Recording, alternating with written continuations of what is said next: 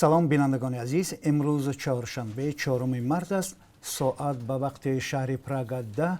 من میرزا نبی خالقزاده هستم. به حال فرصت اعلان سرخط موضوع برنامه خبری امروز فرا رسیده است.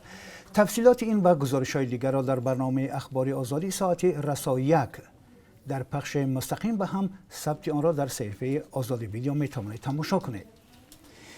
در 3 مسجد شهر دوشنبه به نمازگزاران مشورت دادند که دیگر مسجد نآیند، چون این مشورت به خاطر جلوگیری از احتمال پنهان شدن کرونا ویروس گرفته شده است. نمازگزاران از 3 مسجد پایتخت به رادیو آزادی گفتند که چنین اعلان را از زبان امام خطیبان شنیدند. روحانیان به نمازگزاران گفتند که موقتا از آمدن به مسجد و خواندن نماز جماعت در مسجد به خاطر پیشگیری از خطر سرایت کرونا ویروس بود خودداری کنند و این به نفع ساکنان است. نمازی از همه پرازدحام پیروان دین اسلام روز جمعه صورت می‌گیرد.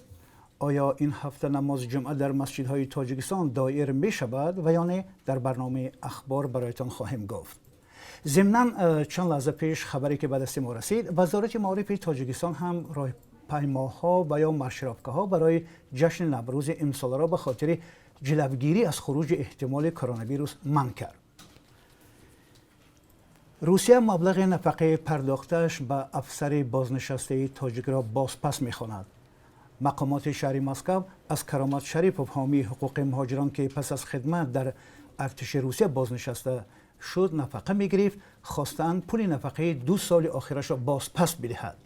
شریپوف 2 سال قبل از شهروندی روسیه محروم و از آنجا اخراج کرده شده بود. همکنون با گذشت 2 سال مقامات طلب دارند نفقه را بازپس دهد.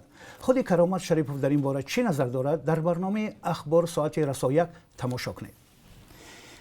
1 ماه بعد موسم بهاری دعوت به ارتش در تاجیکستان شروع می شود. در ولایت ختلان راه دلگرمی جوانان را به خدمت پیدا نمودند. تعدادی از آنهایی که به سن دعوت رسیدند با گرفتن شهادتنامه نقد رانندگی به خدمت خواهند رفت.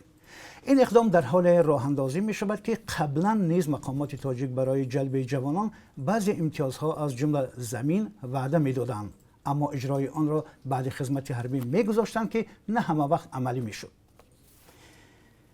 جنبراران با اصول افریقایی: اگر انسان پس از این اصول تبابت زنده ماند، دیگر در اون نشانی از افسردگی و استرس باقی نمیماند.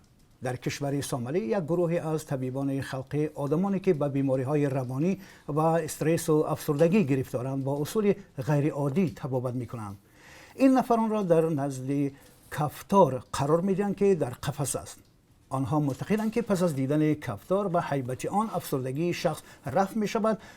در تاجیکستان هم اصولهای تبابت خلقی بیماری‌های روانی وجود دارد که برخی از روحانیان تجربه می کنند. گزارش ویدیویی را در این باره در برنامه اخبار ببینید. بینندگان ارجمند، ما هر لحظه خبر و حادثه های تاجیکستان و جهان را پیگیری می کنیم. در برنامه اخبار شما را با آخرین تحولات تاجیکستان و جهان آشنا می سازیم.